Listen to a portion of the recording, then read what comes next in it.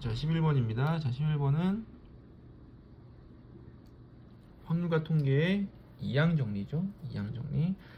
이항 정리 파트에 있는 개수를 찾는 문제입니다. 이것도 아주 정형화되어 있는 표현이죠.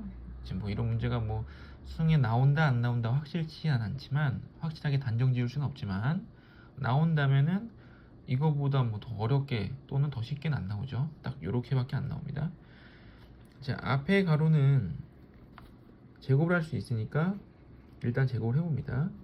x 4제곱 마이너스 2이 곱하고 x 2배 하면 2x 제곱하니까 이렇게 될 거고, 그 다음에 x 마이너스 2에 5제곱이 되겠죠.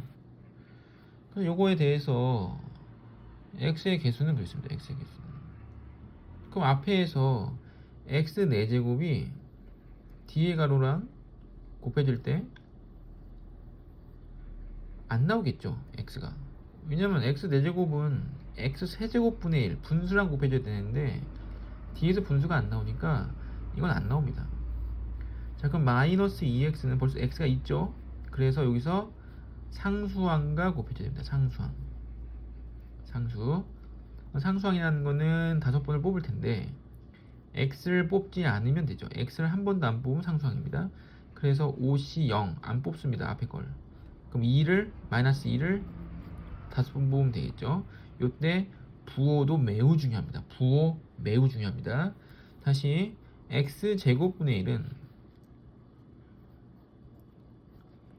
d랑 곱할 텐데 x가 나오려면 x의 세제곱과 곱해야겠죠.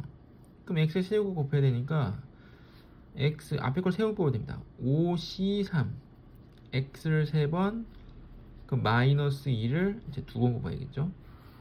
자, 그럼 이렇게 해서 개수만 물어봤으니까 개수만 계산합니다. 개수만. 자, 개수만 보면은 마이너스 2 곱하기 다 상수고 여기 이제 x고 5c0은 1이죠. 그래서 마이너스 2에 5제곱 더하기 x제곱 뭐 x제곱 x 다 없어지고 5c3은 10이죠. 10 곱하기 마이너스 2의 제곱이니까 4. 앞에 거는 마이너스가 있는데 마이너스 뒤에 또 나오죠. 홀수승이라. 그래서 4, 4, 4, 64 더하기 40. 그럼 104가 되겠죠. 답은 이제 5번입니다. 자, 11번 같은 경우에는 수능 특강의 연계 문제가 됩니다. 수능 특강에 뭐 이거보다 조금 더 어려운 문제와 좀 더 쉬운 문제, 그리고 진짜 비슷한 문제까지 다 나와 있는데, 이제 수능을 봄에 있어서 이제 올해는 예측하기에 확률과 통계 문제가 9문제가 출제될 거라고 예측이 됩니다. 9문제 혹은 10개 정도? 10개는 좀 힘들 것 같고 8개 아니면 9개? 근데 보통 9개 나올 것 같아요. 9개가 나올 텐데 이 9개는 다 맞춰야 됩니다. 자, 1, 2등급 고득점을 원하는 학생들은 다 맞춰야 돼요. 그럼 다 맞추려면은 수능 특강을 비롯해서 수능 완성까지 개념 정리도 싹 다 돼 있어야 되고 어려운 문제도 다 다룰 줄 알아야 되겠죠. 그래서 제 블로그나 유튜브에 올라와 있는 수능 특강 확률과 통계 책을 전부 강의를 전부 다 들으시는 걸 추천드릴게요. 전부 다 들으셔서 이제 문제마다 이제 팁이나 이런 게 녹아 있습니다. 문제마다. 이게 강의마다. 그래서 제가 뭐 이런 문제가 나올 때마다 설명을 다 길게 할 수는 없죠. 그러니까 중간중간에 이건 어떻게 풀어라, 이건 이렇게 푸는 거다라고 팁을 각각 넣어놨습니다. 그래서 그거를 다 들으시고 다 이해하시면은 무조건 다 맞을 수 있어요. 그러니까 수능에서 다 맞는 걸 목표로 해야 됩니다. 특히 확률과 통계는.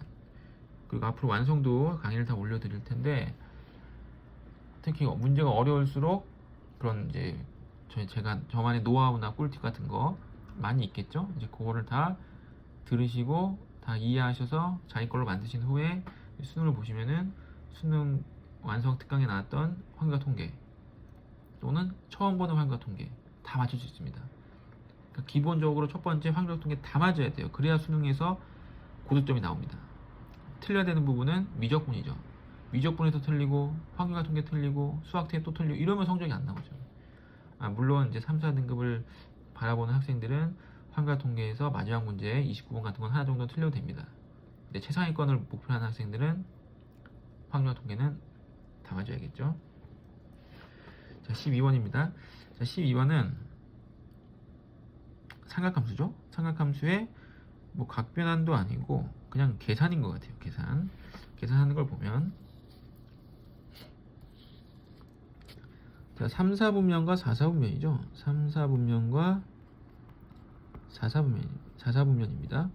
0과 2파이 사이니까 여기에 대해서 분수 더하기 분수는 1일 때 하고 문제 끝났습니다.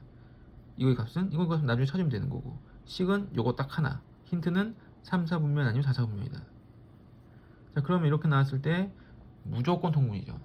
자, 제가 분수에 대해서 정리를 또 한번 하겠습니다.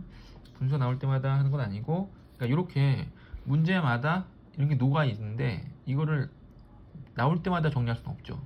그러니까 제가 뭐 나올 때마다 하면은 이 강의가 하나당 막 40분, 50분 길어지니까 이렇게 한 번씩 하거든요. 한 번씩. 근데 그게 어디에 있는지 저도 잘 몰라요.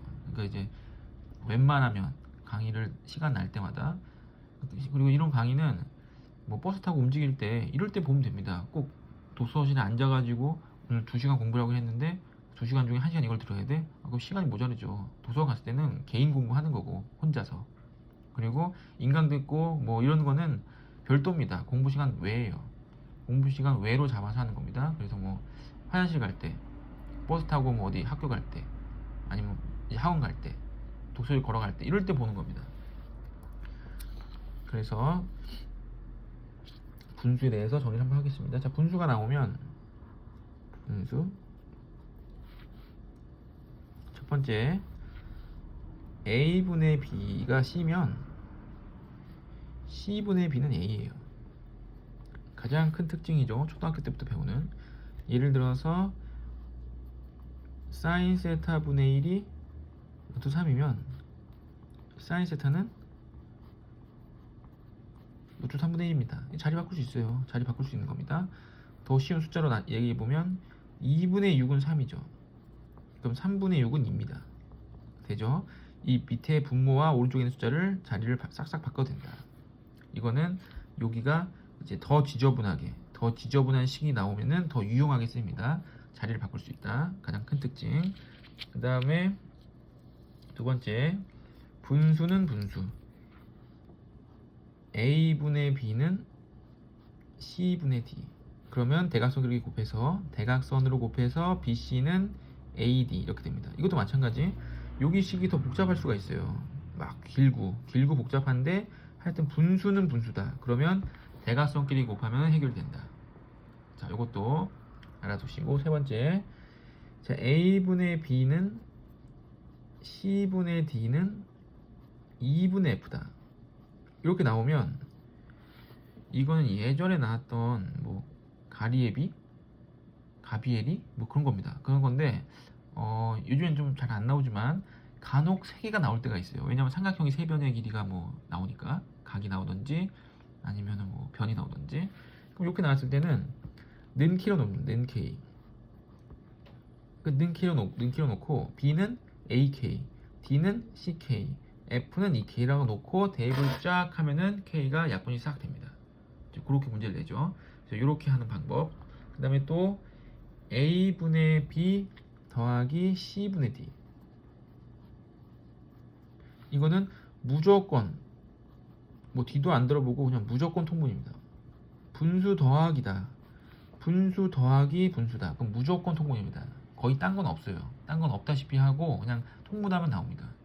물론 좀 더 쉽게 하는 방법도 있겠지만 그런 걸 찾아보기 전에 통분하면 벌써 문제가 끝납니다. 그러니까 벌써 문제가 풀려 있어요. 통분을 하면. 그러니까 가장 빠른 방법 통분한다. 빼기면은 일단 둘러봅니다. 문제를. 그래서 앞에 뭐 시그마가 있다든지 또는 리미트가 있다든지 뭐 인테그랄이 있다든지 뭐 이런 식으로 다른 방법이 있으면 다른 걸 먼저 풀되 다른 게 눈에 보이지 않는다 그러면 2단으로 통분합니다. 그러니까 일단 둘러본다, 그 다음으로 통분한답니다. 그 다음에 번분수죠. a분의 b분의 c분의 d. 자, 이렇게 나오면 BC분의 이렇게 곱해서 AD가 됩니다. 자, 요거는 이제 번분수라고 하죠. 번분수. 그래서 요것도 간혹 나오는데 이렇게 분수가 나왔을 때는 고민하지 말고 이렇게 풉니다. 그냥 고민하지 말고 그냥 이렇게 쭉 풉니다. 그래서 C분을 보면 C분을 보자마자 각변환하고 막 이런 게 아니고, 각변환할 것도 별로 없죠. 아예 없죠. 각변환하고 이런 게 아니고 그냥 바로 통분입니다. 고민하지 말고 바로 통분. 근데 탄젠트가 있기 때문에 탄젠트는 코사인분의 사인으로 바꾸죠. 코사인분의 사인으로 바꿉니다. 그래서 통분 바로 해버리면, 자, 1 코사인 세타 곱하기 탄젠트 세타, 그리고 위에 사인 곱하기 코사인, 다시 곱하기 탄젠트인데 곱하기 탄젠트가 코사인의 사인이죠. 그래서 사인 제곱이 됩니다. 다시 얘를 곱하니까 1 코사인 제곱이 되겠죠. 똑같이 생겼으니까 1 코사인 제곱인데 제곱을 해버릴게요. 암산으로. 자, 1 코사인 제곱입니다. 그럼 코사인 제곱 세타 마이너스 2 코사인 세타 플러스 1이 되죠. 그래서 여기가 1입니다. 1이 되고 1이 되니까 2 빼기 2 코사인, 2로 묶어버리면 1 빼기 코사인, 그리고 밑에가 탄젠트 1 빼기 코사인은 1 이렇게 되죠. 됐죠? 그 다음에 1 빼기 코사인은 0이 될 수 없겠죠. 왜? 이게 0이면은 곱했을 때 1이 나올 수 없으니까. 자, 또는 파이 2파이 사이죠. 그럼 파이 2파이 사이면 코사인 그래프가 원래 이렇게 생겼는데 1이 나올 때가 언제죠? 2파이. 그 2파이가 나오나요 지금? 없죠. 안 되죠. 그러니까 얘는 0이 아니죠. 절대 0이 아니죠. 그 절대 0이 아니기 때문에 약분해도 됩니다. 꼭 확인해야 됩니다. 0이 아닌 거를 약분해버리면 탄젠트 자리 바꿀 수 있죠? 탄젠트 세타는 2입니다. 탄젠트 세타는 2. 지금 아까 분수에서 정리했던 거 많이 나오죠? 통분도 했었고 0이 안 될 때만 약분을 하고 이거 자리 바꿀 수 있고, 그러니까 탄젠트 세타 바로 2입니다. 그럼 탄젠트 세타가 바로 2니까 그림을 항상 이렇게 그리라 했죠? 오른쪽이 직각, 왼쪽이 세타. 그래서 탄젠트는 1분의 2. 그럼 여기는 루트 5. 근데 탄젠트가 플러스 양수 나왔어요. 근데 아까 처음에 3, 4분면과 4, 4분면이었죠. 여기 처음에 3, 4분면과 4, 4분면이었습니다. 근데 탄젠트가 양수 나왔다는 거는 3, 4분면이죠. 그럼 3, 4분면이니까 코사인 값은 음수죠. 음수가 되면서 그림을 보고 루트 5분의 1, 루트 5분의 1 유리화하면 5분의 루트 5 마이너스 5분의 루트 5. 답은 이제 2번이 되는 거죠. 좀 식이 길고 그랬지만 무난하게 풀 수 있는 문제였죠.